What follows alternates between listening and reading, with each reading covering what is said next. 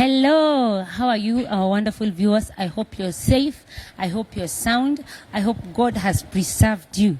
Today, I am here back again to just have a conversation with you and just talk to you. I don't know what you're going through out there, and I am also happy to have you. Now, on my right-hand side, we have a young gentleman. Please tell us more about yourself, sir.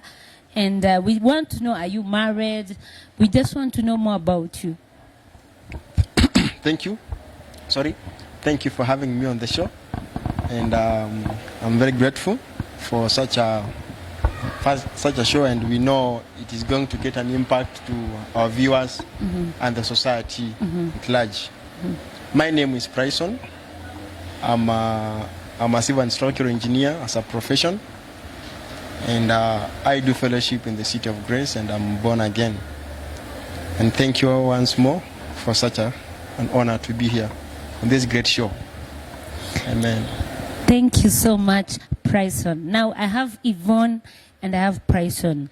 I know that this topic is a wide topic, but we are going to try and just discuss whatever thing that God will help us discuss today. I hope you're going to be part of this. Please don't leave that place. Just stay put as we go on. Now, we have decided to talk today about depression and mental health, and the reason was why we are talking about this topic is because a lot of young people are suffering. I mean, life is just not fair to everyone. Life is just not sweet to everyone. There are people who are trying to figure out life, and it's depressing, and a lot of things are happening. We are here for you today. Please, you can keep the questions coming, because those are the things that we want to address, and the Lord will bless us. Now, we are going to define depression. My panelists, I don't know what you think about this topic. I want you today to help me describe it in your own words. Let's start with Elder Bryson. What is your own definition of depression? How can you define it to be? Now, allow me to be, when I talk about depression, there are three things we need to handle or to put at the back of our mind when you're dealing with depression. Number one, there is something called stress. Stress, and then there is the depression itself, and at what stage that depression becomes a mental health, or becomes a problem to do with health. It becomes a medical issue. Now, stress, for any human survival, stress to some extent is necessary. There is stress that pushes men to work hard, that is stress that makes men uncomfortable in their positions, so that they make a decision to work hard. So, but stress has also triggers. Oh, they're like, there's a breakup, there are family failures. These are the triggers of stress. Maybe ile hustle in your life, ya kila siku, things go tough, there are triggers of stress. But there is a way this stress now, it graduates into what we call depression. A stress that is persistent. Now, another thing you should know, stress has triggers. But in depression, it can just happen when somebody is just in good time. It can just happen.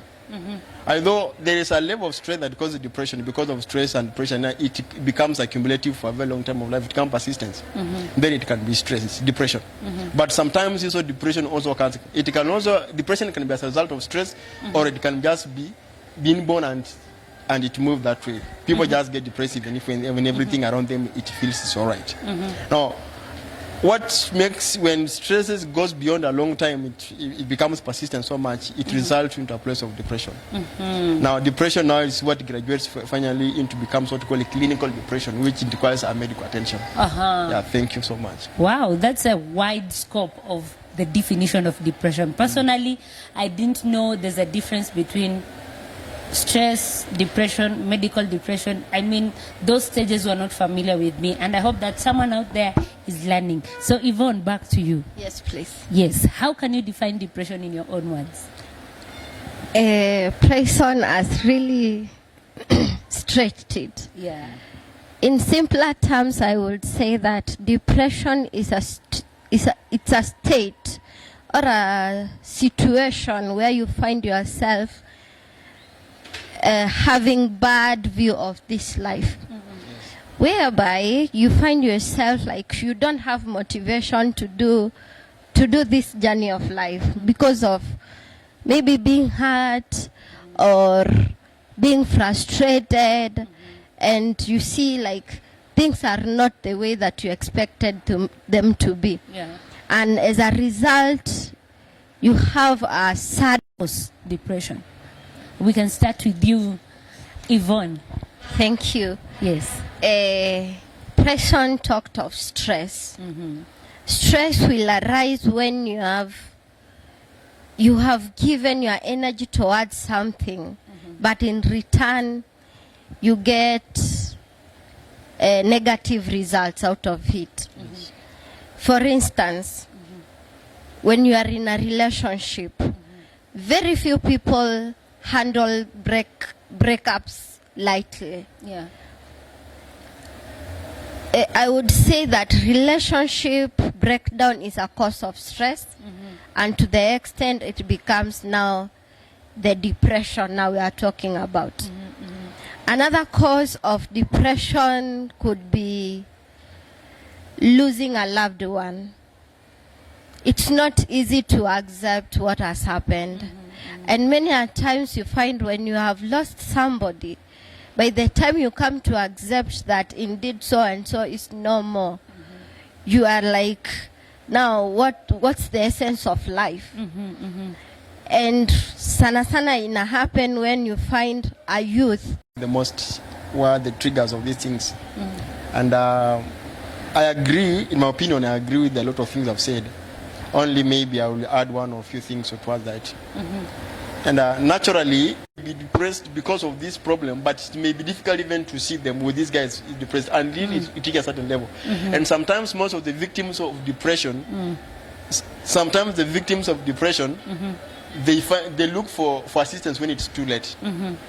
So, and I said one of the things, the depression of disappointments of life. Now, at times we also say the issue of where we come from. Some of us, we come from a family that is, they have a lot of gender violence. You see our parents fight, our parents are undergoing through divorce. Like you see how the breakup and divorce of parents became messy and chaotic. So you are growing up and how you see value towards that thing. You always see the value as a result of that thing. It changes our perception towards life. And it eats people. I've seen people who are broken from inside. When depression, it breaks people from inside. You see people are broken from inside.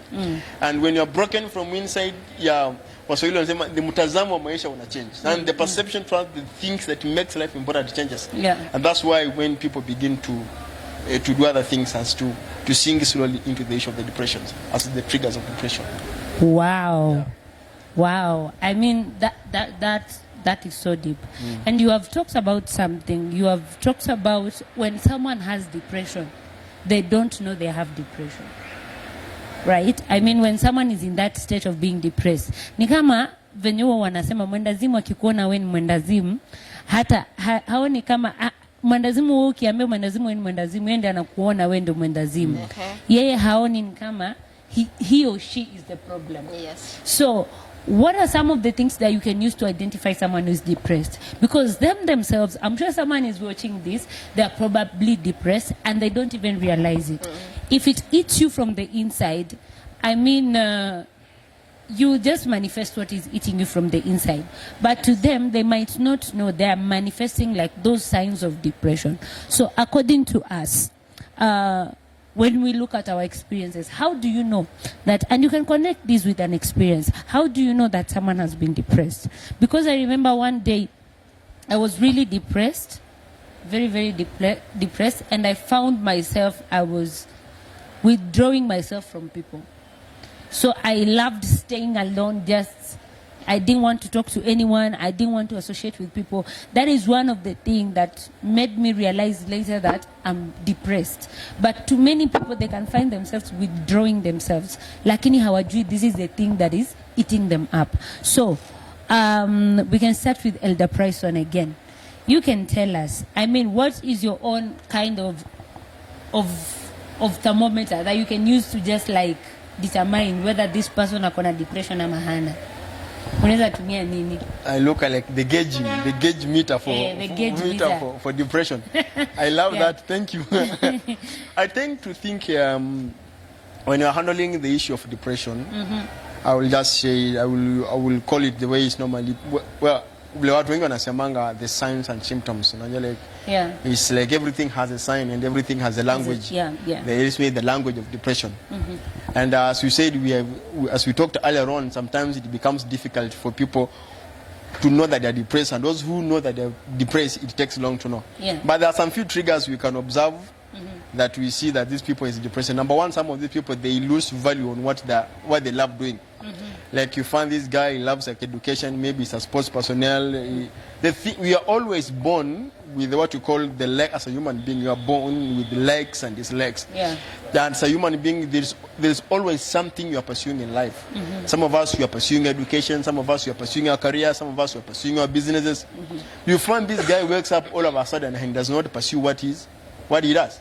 Then there are some people now, like there are some people, when they are stressed, they oversleep or they lose sleep.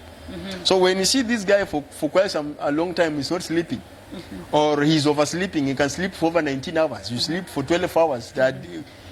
Then you're always sleeping. You realize there's something wrong with this person. Because if you see somebody who's always active, who only sleep for 8 hours, but the time comes this guy is sleeping for 20 hours. Or there's this guy who loves sleeping, but hata alali, ako tu either kwa TV ama kwa movie 24/7, he doesn't want to talk to everything. It may be a sign that it's also this guy. Another thing, these people there are some who they have issues with kuna wengine wanakuanga na appetite. Unajua kuna ule mtu anajuanga tu yeye anaangamizanga ugali kiasi fulani. You realize after some time chakula chenye anaangamiza is not the same thing anaangamiza. So some people lose appetite when it comes to eating, so they form a wrong pattern of wrong feeding patterns. Although some now they have got an abnormal kind of pattern of appetite. You see these people is overeating, is too much. It may also trigger that. So it means that when you are living as a family, we must be able to observe each other. Like we don't want to, so that if there is a changes in the way our beloved one do their things, to be able to open. There are some people like in marriage, somebody lose even interest in their spouses. They lose interest in having sex. They don't want even to talk to them. They don't want even to see them. So you see, things don't just come up. Those are some of the basic principles that we can see that somebody may be undergoing a depression. Wow, that is a nice gauge you're using. You have talked about appetite, and I have I have a question concerning that.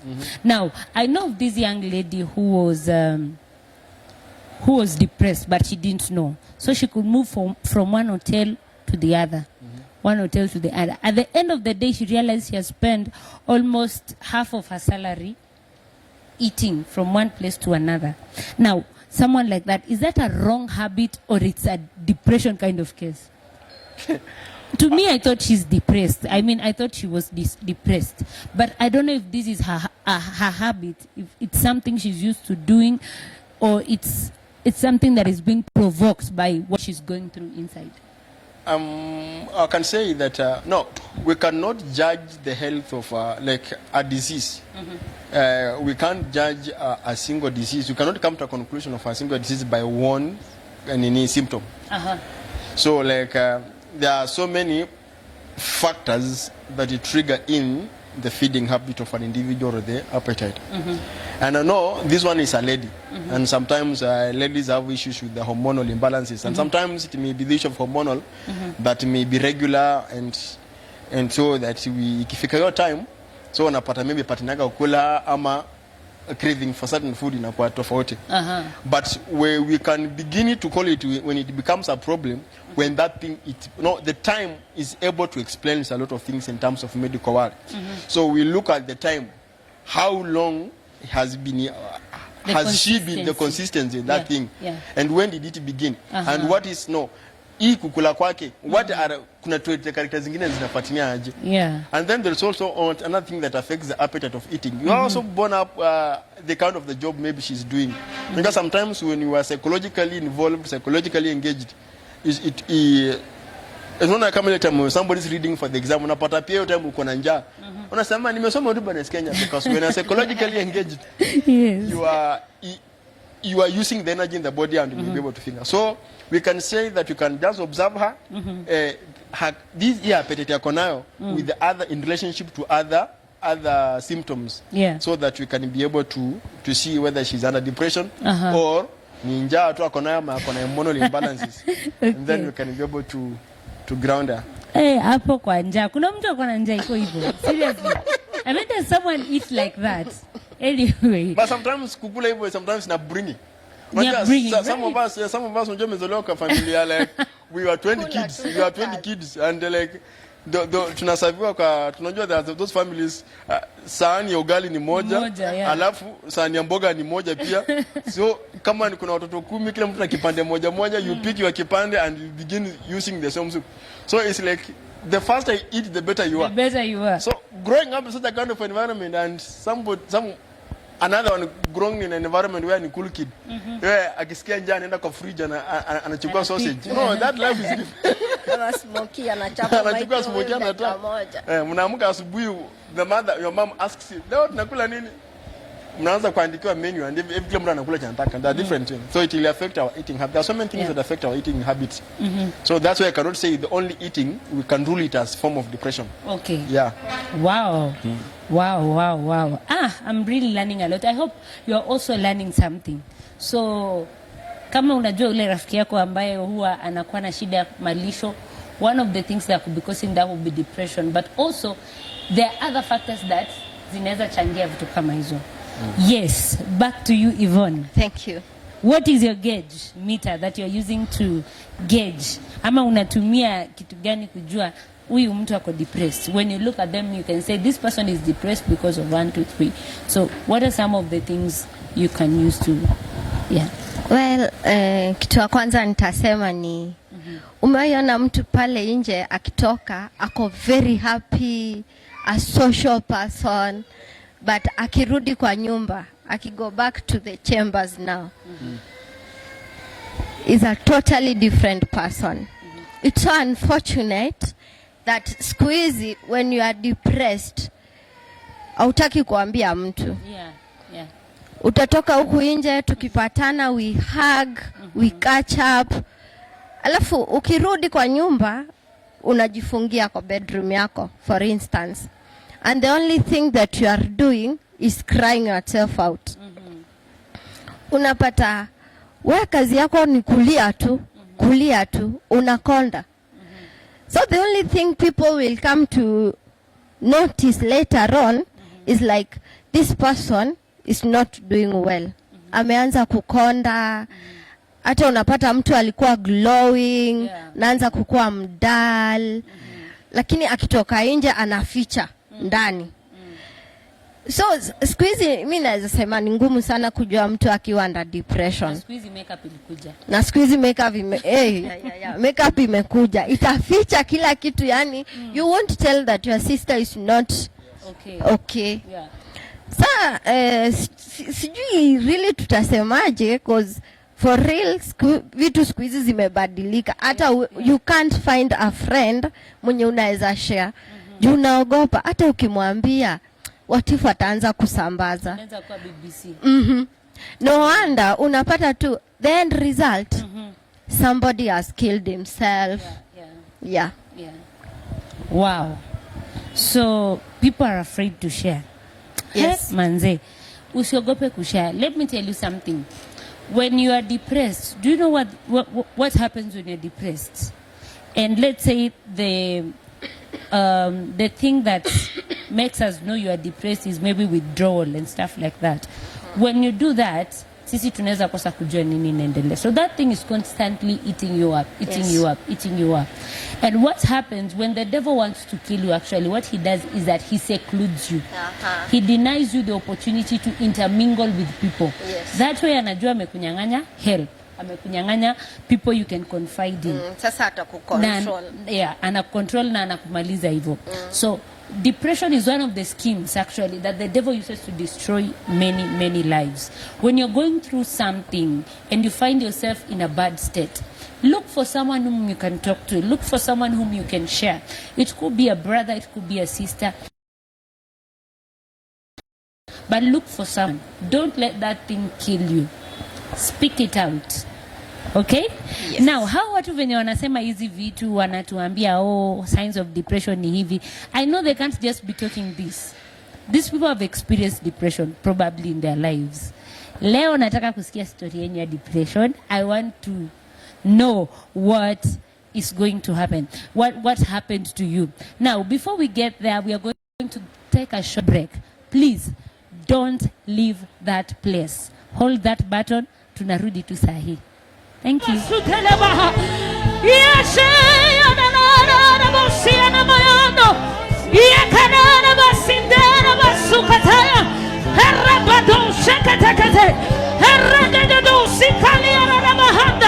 You can worship him, worship him, worship him. Lift up your voice and begin to adore him.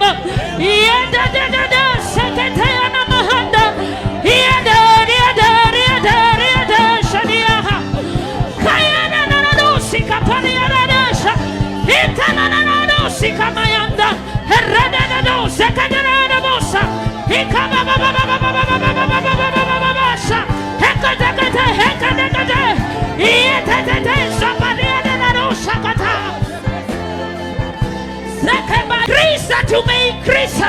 We go down that you may be.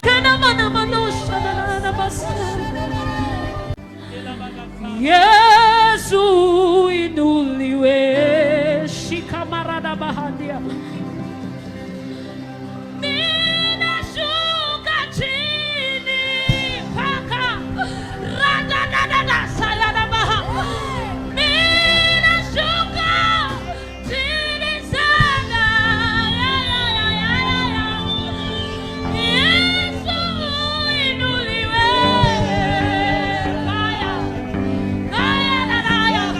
Yesu inuliwe.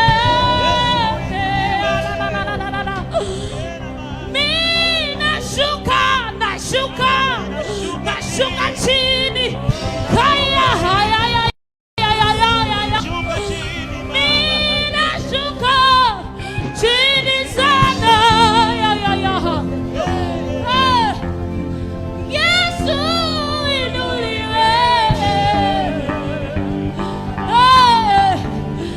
Yesu inuliwe. Inuliwe kaya na baba saya. Yashakata ishelena no sikapaya itakala no seketea iekata yatai atakumpele gotaya ishelena nesa iparana baba erredena mosintala na mosaya sakataya no sukatini mina sukatini Yesu inuliwe.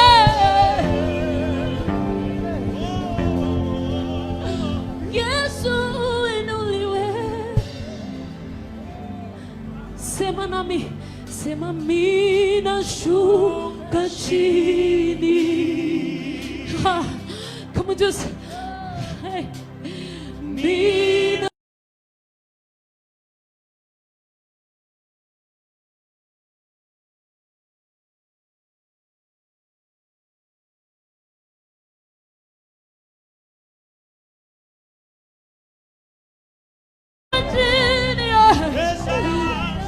Yesu inuliwe.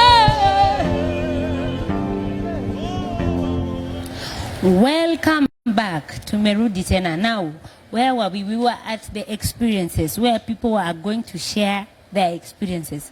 Watuambie kama either they have ever been depressed or waliona mtu mwenye ashawahi kuwa depressed. Personally, I have my story which is very complicated, but before we get there, Yvonne. Yes. Nani huyo alikupiga heartbreak mpaka ugali kashindwa kupita kwa koo? who broke your heart? Or what circumstance made you sleep for 3 days bila kutoka nje ya nyumba? Mimi, I have this experience. I've not been in depression once or twice. It has happened severally. Hakuna kitu mbaya kama kukuwa mtu ambitious in life. Alafu life ikugonga. Hey. Ambitions zinaanza ku... So you grow up, you are a sharp girl, you want to be somebody in this life, and of course unahitaji help. Yeah. But unfortunately, huwezi pata hiyo usaidizi. Na ujue, Pastor Sarah, if you are ambitious or you want to make something happen in your life, Yeah. unafanyanga juu chini. Yes. Chenye kita happen ki happen. Yes. Sasa mtoto ndo huyu ana grow. She's a performer. She should be in school. But unfortunately hazienda shule. Ameperform vizuri kabisa kabisa. Ameitwa shule mzuri. Personally tupe example na frustrations kutoka kwa families. Yeah, yeah. And unapata saa, wacha tuseme ya kwanza, nilikuwa bado mdogo. I'm supposed to join high school. Na unajua ubaya wa mtoto mshapa na kuanga overthinker. Saa aonangi hakuna venye utamwambia like we won't do this, Yes. because of this and this. Yes, yes. Sasa unapaswa kuenda shule, time imefika. Wenzako wameenda mashule, wewe umebaki. Ukiangalia on your side, mzazi ana uwezo wa kukusaidia. Ukiangalia hii side ingine, kuna maybe an uncle or an auntie, but pia akusaidi. Mimi nilikuwa nafikiria sasa what I'm going to do. Mimi naenda kuwa chokora. Oh my God. Number 1. Alafu unapata umeokoka pia. Sasa uko na kale ka hope kana ku drive. Nilikuwa nasema mimi ndatoka niende nikuwe chokora. Maybe outside there ndapatana na mtu mzuri. Then atani impress like a daughter, anipeleke shule, and I will pursue my dreams. Mwezi wa kwanza ukaisha. Wa pili ukaisha. Shule zilikuwa zinajoiniwa Feb those days. So Feb ikaisha, March ikaisha, April ikaisha. Wakafunga shule. Tukaingia May holiday. Thanks God, June nikaingia form 1. Lakini tena nayo ile shule umeingia, you are like, no. Nikaenda shule vizuri. Unfortunately, ile shule nilienda sikuringa, lakini ilikuwa below my standard, if I may say. Nikaenda nikapata wanafanya exam, so nikafanya exam na wao. Unfortunately, sikuwa nimesoma. Mimi sikuwa ninajua high school inaendanga aje. Wow. Yes. So uliingia tu, you were like given an exam na ukaanza kufanya. Yes. Hey. Na tukafanya exam na wenye nilipata. Nataka kujua hiyo. Sikumbuki vizuri, but surprisingly I think nilikuwa position 2 or 3. Wow. Kitu kama hiyo. That's bright. Sasa mimi ile nimesema unajua Mungu, umeokoka, you've grown yourself in God. Sasa siku manage kutoroka kukua chokora venye nilikuwa nafikiria. Sikutorokanga, nilivumilia. By the way, nilivumilia hadi hiyo time, hiyo June sasa ikafika, nikaenda. Mwalimu fulani akakuja akaniambia, Yvonne, are you sure this is the first time umeingia high school? Nikamwambia Akaniuliza, kwani sababu inaweza kuwa ni nini hivi? Nikamweleza, nikamwambia mimi, as much as I performed well, sikuwa na mtu wa kusimama na mimi, yes, kunisupport niingie shule directly. So hiyo ndo sababu. Niliza akaniambia, now what you are going to do, you will go tell your mother aende akutafutia shule pahali pengine. Juu hii shule, if you continue being here na venye nimekuona, sincerely speaking, you will achieve nothing in this life. So they also chased you from the school? Yes. Because you are brighter. Huyo mwalimu. Na akajitolea ndio anitafutie shule moja, alinipea options za shule 2. Akajitolea, akaenda kuniangalilia shule moja Musagitao, na akatumana niende nikaangaliliwe wapi? Rongeri. So Musagitao akaenda akapata kuna vacancy. Mamu went akaenda kuangalia Rongeri, na tukapata wao wanachukuanga at the end of the year, you go do interviews, alafu now si ni wewe chenye kitakuokolea. So nikavumilia, tukamaliza hiyo term, nikaenda interview sasa. Unakutana na watu huko mashule zimekuja kufanya interviews. Alliance, sijui Precious School, sijui wapi. And you're like, okay, fine, wacha tu tufanya.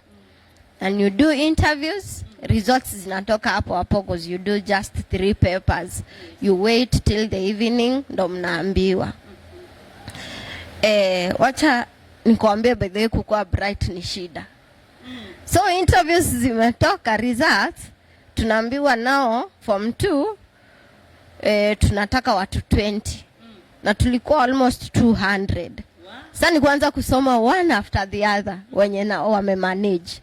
Wa kwanza akasoma, wa pili akasoma, wa tatu akasoma, wa 4, wa 5 nikajisikia. I'm like, wow, congratulations. So tukajoin hiyo shule. Hakuna school fees. By the way, mimi nimesoma na bursary all my entire studies.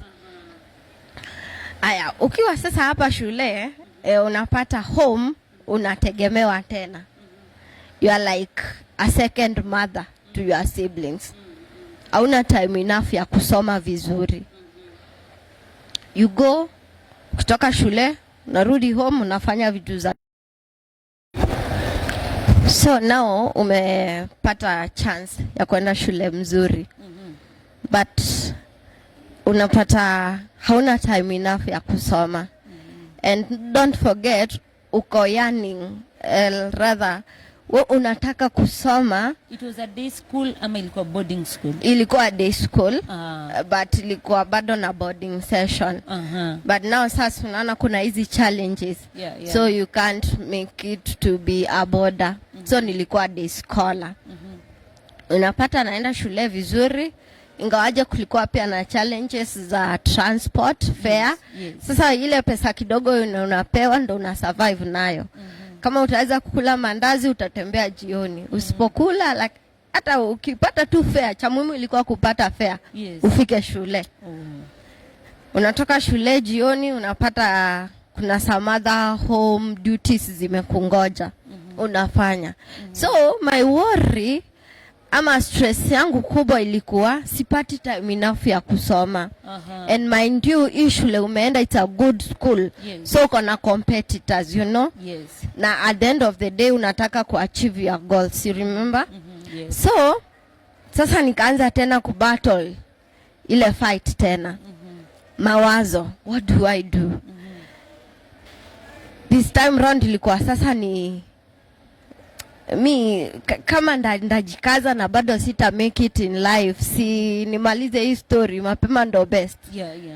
The only thing that comes in your mind now, you take your life. Unafikiria kucommit suicide. Yes. Sasa unapiga plan zote zenye unaweza fanya. Unaona lakini hapana. Mimi bado kuna hope. By the way, somebody feel encouraged. Naita, unapatanga social media pages zangu naitwa Hope Yvonne. That's where my name Hope came. Nikajipea hope. Nikasema vumilia tu, jikaze, you will make it in this life. Na hapo ndipo nikajipea jina Hope. Na nikaendelea kukazana. Nikamaliza high school with those challenges. Tena nikakuwa nahitaji kufanya the further studies. Ile challenge vile vile. Sasa ikakuwa naenda kuishi kwa familia ingine. I've been in around 4 families in my life. So nikaenda kuishi kwa familia ingine, bado siku manage kupursue my education. But thanks God, the uncle now akaniambia, what are you going to do?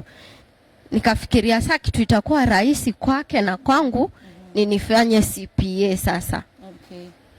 Na nika enroll for CPA classes. Yes. It wasn't easy at all. Juu tena life ni ile ile. Huku uko na classes, huku uko na life ingine ya nyumbani.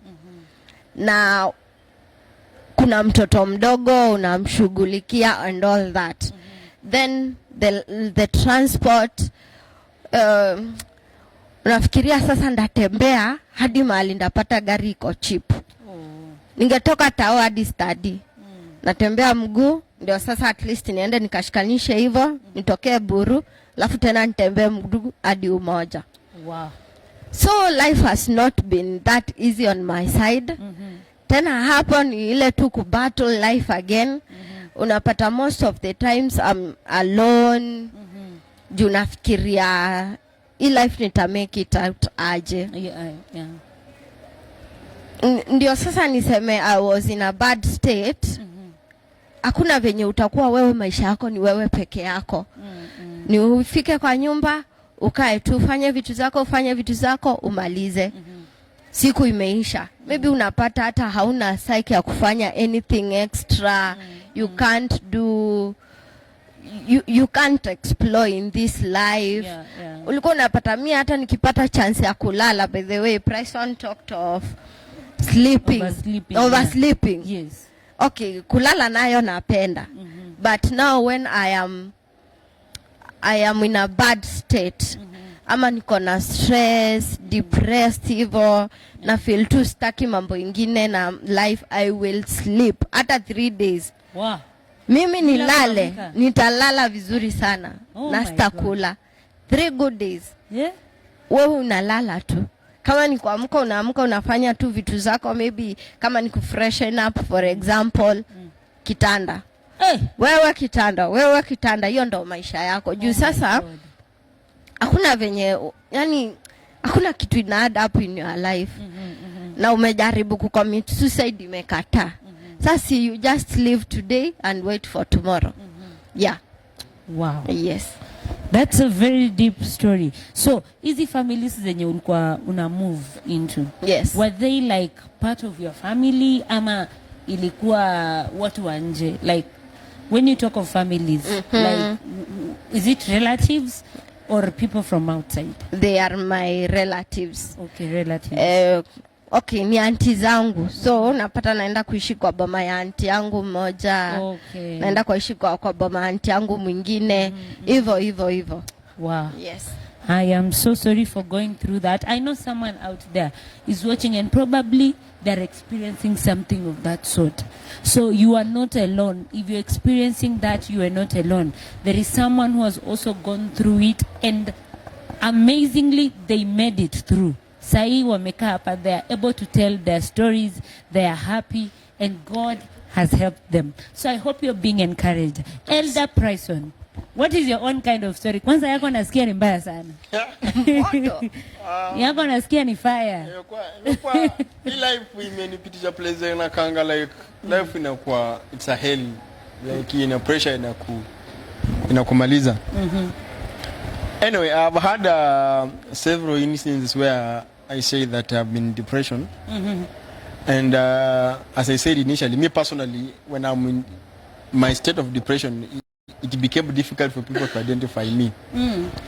Because maybe my nature, people will see me talk, people will see me move around. For me, it was difficult for even people closer to me to know that I'm depressed. But with the time, I've developed a mechanism to understand that for me, even if sometimes I didn't know, But with the time I have learned, we can call them, I have adapted.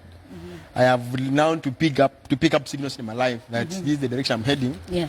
It was depression because of the experience I've had.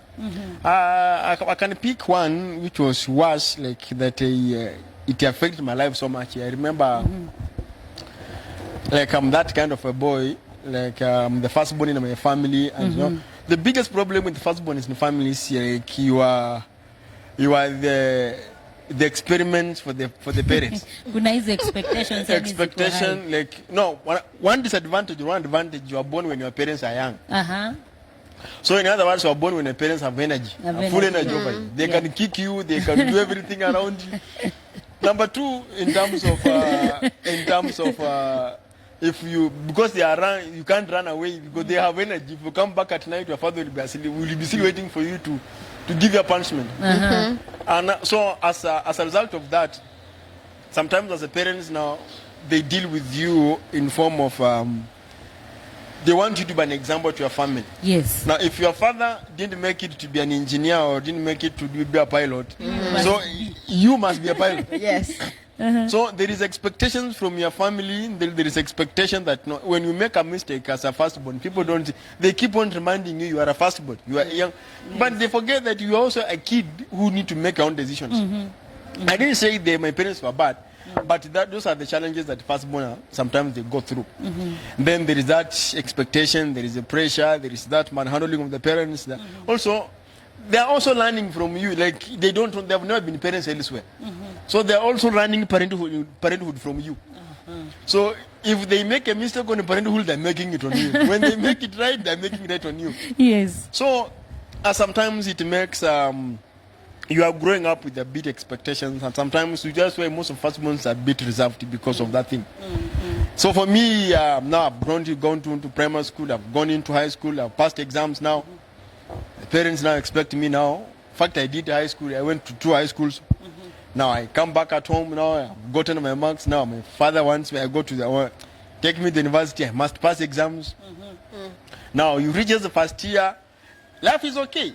Yeah, you end exam. You come back to the village. No, the biggest problem with our education system, there are courses. Introduction to civil engineering, introduction to courses. Those are the courses. So during the introduction, they teach you the history of that thing, and then they give you a projection of the future, like the introduction to accounting. So they are bringing you to be the accountant of a company. You are driving a big cars. You see yourself.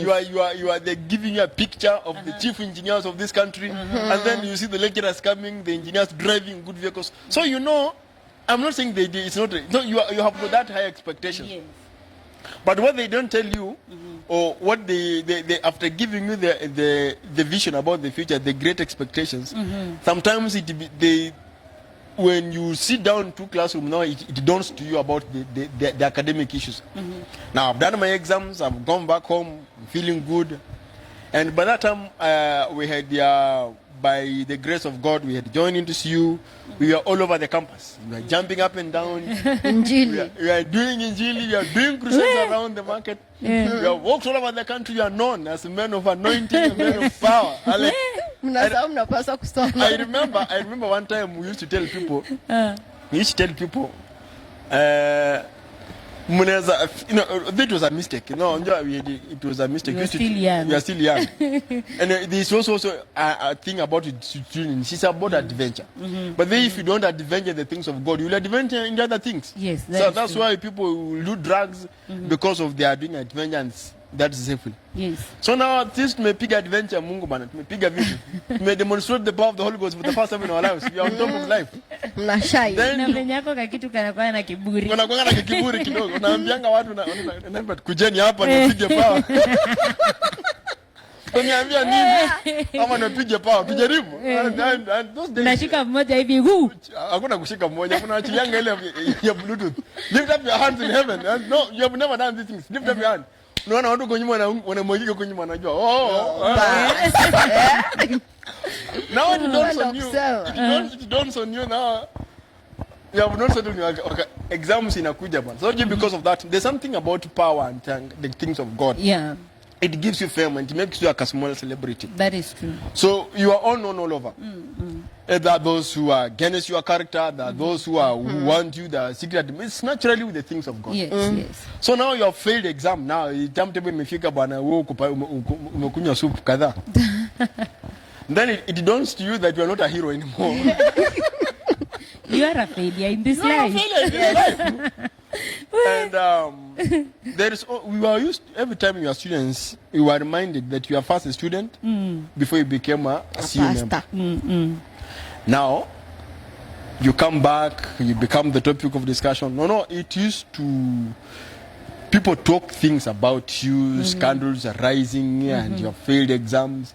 People see you like you are not. So those things people talk for me, and then for me, I realize I can't go back to my father. How can you tell my father that I've fallen exam, I've failed in my exam, I've been given repeat? That is bullshit. Yeah, I'm good. I can't pay your school fees. That's good. You see, that kind of the thing. So like, the friends you have, they are now judging you. They look at you as somebody who has a problem with the priority. But to be honest enough, it was not a problem with the priorities, because we used to go for those missions. They come back at night and read. We used to read at night. Lakini sasa hapo kwa hapo imekataa tu. Sometimes you know what the people don't know. Yes. Masomo zingine nakataanga tu. Nakataa tu. Kichwa nakataa kwa absorb. Oh God, I'm loving it. Wewe unaitika wito sana. Mimi masomo nakataa.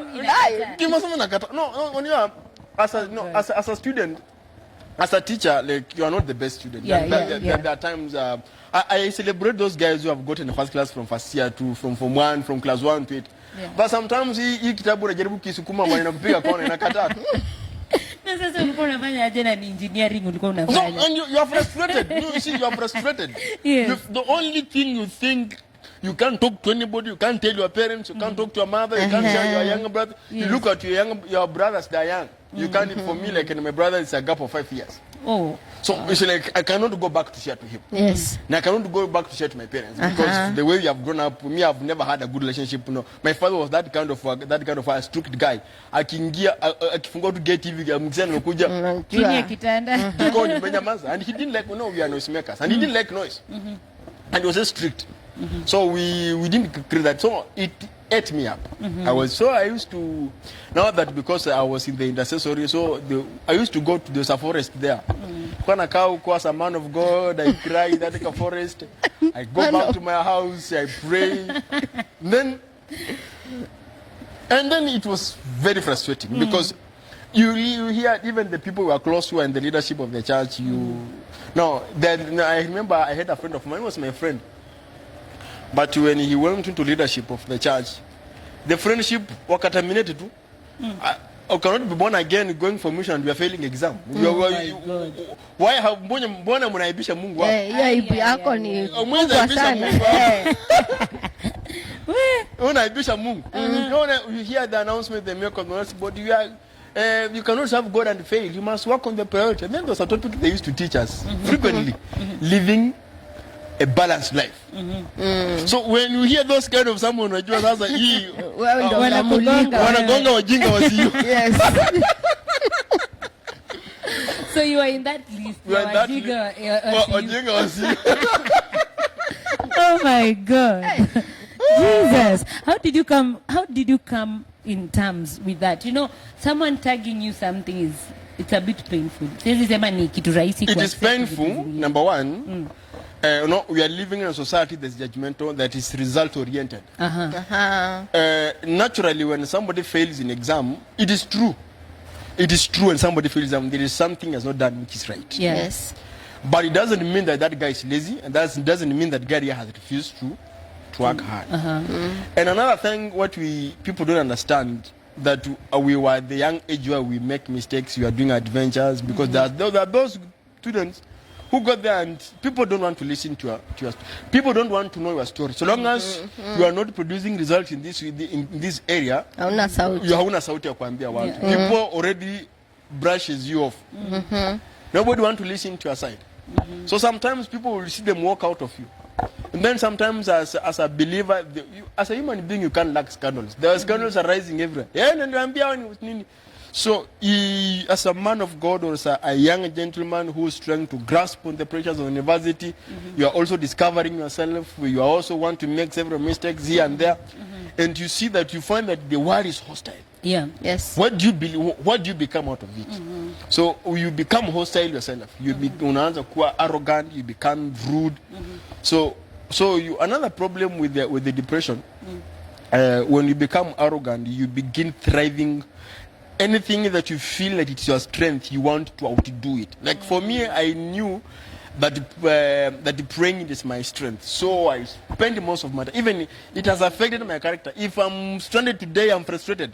I can't even explain. I just begin praying and walking and going away. Me, I just speak in tongues and pray and walk. So and you maximize on what you love. I maximize, not what I love. That's where I That's could where find. your strength that is. is Where you find your solace. Oh, okay. That's where I find my solace. So with the time, I had to repeat the second year, and then but then I didn't tell my parents. You did repeat your second year. I repeated my second Who year. paid your fees? My father didn't know that thing. Who paid your fees? He paid my fees. Yeye anajua niko sadiani mjamaa kwa second year. Oh my God. Ilipofika 50 year time I graduate. hope your parents are not watching this. They're watching. They knew that thing. They knew that I repeated second year, but later on. Later Oh, they on, knew later okay. on. I repeated second year. So my father paid school fees for second year, paid school for third year, Yeah. paid school for fifth year. So when I was in my fifth year waiting for my graduation, nikamwambia mzee kimomana bana, mimi niko na supplementary.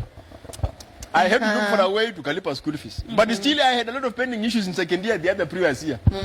So akanielewa, no, so akaona huyu kijana graduate. So akasema no, you must go with you to the university. So akuja akani pick up ndio tukaenda kwa dini kuangalia. Then we discovered Wakapata. huyu kijana wangu wa second year. Second year alikuwa anapiga injili ya juu Oh sana. my God. And the lecturer told him, there's a problem with your son. I think alikuwa anaendesha bodaboda in town. Because you are too busy. Kachoma zaidi. Not too busy. Eh. Huyu kijana hii masomo ya second year au kuambia basi alikuwa anaendesha bodaboda this town. Oh my God. How did you defend yourself? How can you defend yourself and you fail second year, repeat second year, and after repeating you didn't get S? Evidence uko hapo. Bado kupata bado ulikuwa supplementary. That's supplementary. But I can relate. I can relate. So it really, and then let me tell you, I developed what you call a mechanism. A mechanism that is called the self-defense. So because you feel there's something that happens that if people makes you inferior, you either become inferior or you develop a defensive mechanism to try to outdo people's opinion. One mechanism people developed, it was became so much argumentative and defensive, and so that you couldn't tell me anything that without having something to argue against. I always had an opinion against something, even if when I know deep inside me something wrong, but I had an opinion that is negative. Another thing I used to run, I became temperamental. That's one problem with people who undergo depression. You become temperamental, and like. What happened is that when you become temperamental, that when you begin engaging people sometimes so much, you just get annoyed with their discussion. You don't go and get, so you begin thinking that this guy is making you inferior, is making you things, is making you. Then the third thing I realized, I became antisocial. I just could look at people, just you don't engage people. So I think I reached a place where, because I found solace in prayer, I only became relevant when it comes to pulpit life. That we could come to pulpit, lead prayers. But I want to thank God at that time. God was on my side and God was faithful. So with the time, He introduced me to brethren, so I began sharing my stories. Then personally, I began a journey of self-healing and accepting it. So, and then after undergoing the self-healing and accepting myself, I realized, I came from, in my house, kulikuwa nasemanga, ati mtu alikuja kwa muembe peke yake. There was a mango tree almost at the gate where people used to stand during admission. I realized I only have whether they would talk about me, they would do other things, all of us will leave this university at a given time. And I have a personal responsibility that I have a call of God over my life. I will not subject the call of God of my life because of people's opinion towards my academics. So, and the second thing, I had to swallow my pride. I had to go back to the university to go and sit down with the people who are in the previous years, do those exams and all things. So it was a journey that took time. It was a journey worth going through. To the journey worth going through. It really shaped my life and has changed my personality up to date. Wow. So everything you went through, ilikushape in a certain way. It has really shaped my life. You are looking the way you're looking like because of those experiences. I hope you're watching this, and I hope this is getting to you. That everything that you go through in life, kuna venye inakushape. Men are products of their experiences. Personally, I'm a product of my experiences. I can relate to what they're saying because hata mimi nikiwa campus, maisha yangu ilikuwa na drama mingi sana. But I am looking the way I'm looking like because of those experiences. So don't give up because of what you're going through. Allow those things to mold you and shape you and bring you into the place where God wants you to be and be the person that God wants us to be. Now, we were to talk about how you guys overcame this stress. You have just mentioned to bit, like person has said, alianza kuna venye alianza kushare, kaanza ku heal herself and stuff like that. But what are other things that you use to heal yourself? You know, let's say like personally, if I am depressed, you see, I'm the kind of person who will stay totally away from people. You'll not see me on social media. You'll not see me talking to people and stuff like that. So it is hard for me. But because of, you know, getting that opportunity to get people around you and people who understand you, I get a chance to talk to people, and somehow I get to open up. So 1 minute, we have 1 minute remaining because I'm receiving that from my directors behind the camera. So I would like you, as you're giving us the reason how you came to overcome these challenges, you can just give a parting shot to people and tell them what can help them. Yvonne, we can start with you. Sorry about that. We are sorry for that. Ni kawaida ya mitambo. Unajua hizi vitu computerized. We can't control them. Nimekumbuka kitu venye Preston alikuwa anasema. Mimi hiyo wakati sana nikiwa CPA, uncle yangu ndo alikuwa analipa school fees. CPA ni either upita ama ufail. Nikafail. Alikuja akaniambia, unajua nini? Ukifail tena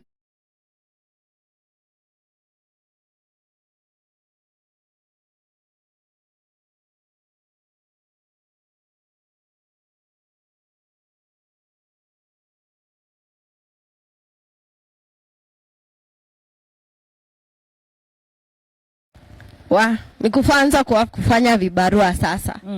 Unafanya vibarua yenye unapata unalipa kama ni exam. Alafu kwa kwingine utamanuva tu mbele. Yeah. So by the way, I would say like holding on to the word of God ndo imeni help. Yes, story ya kushare. Mimi nayo huwa na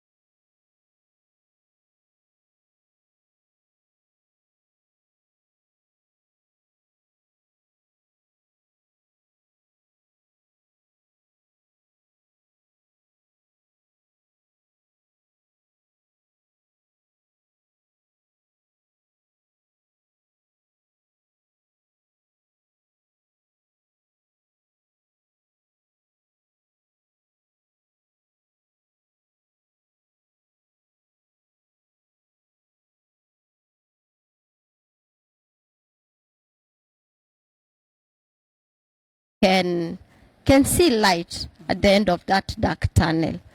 Thank you so much. Asante. Thank you so much for joining us. We are gonna I think we're going to end it from there because of time, and I'm seeing a lot of questions are still coming in.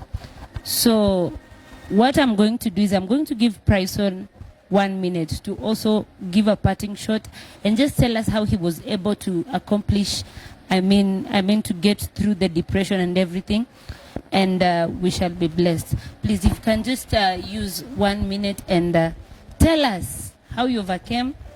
Now tupatie parting shot pia, encourage someone. To my viewers or to our viewers, it was a journey, and I believe this journey was by God's grace, but there are also the human intervention. Number one is good to share out.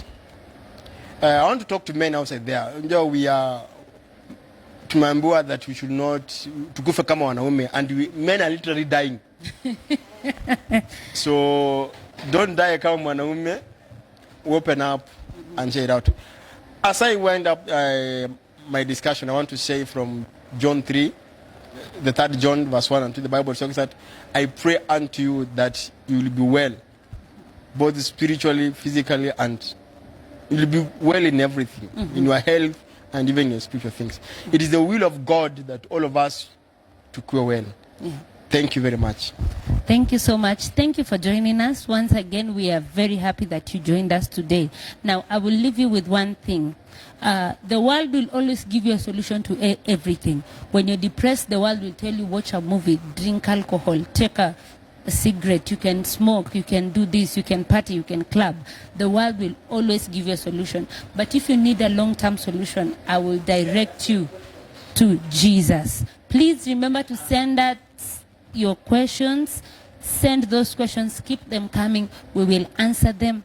And we love you so much. Until next time, God bless you. Thank you. We go down that you may be exalted. We disappear that you may be lifted high. Yes, I am. He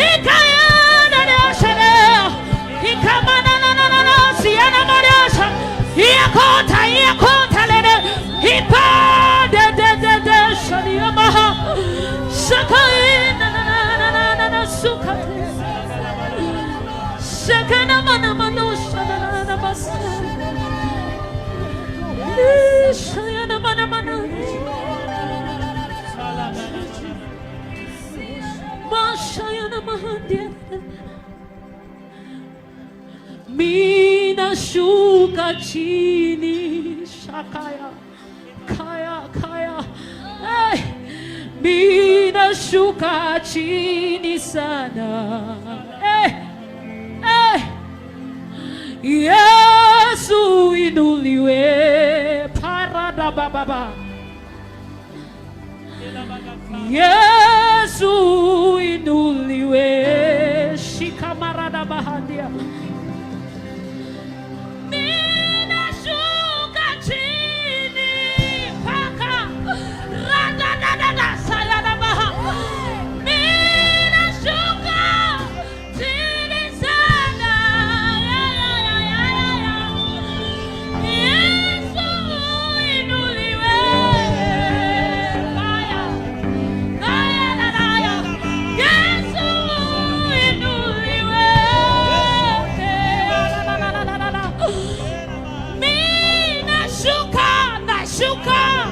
nashuka chini kaya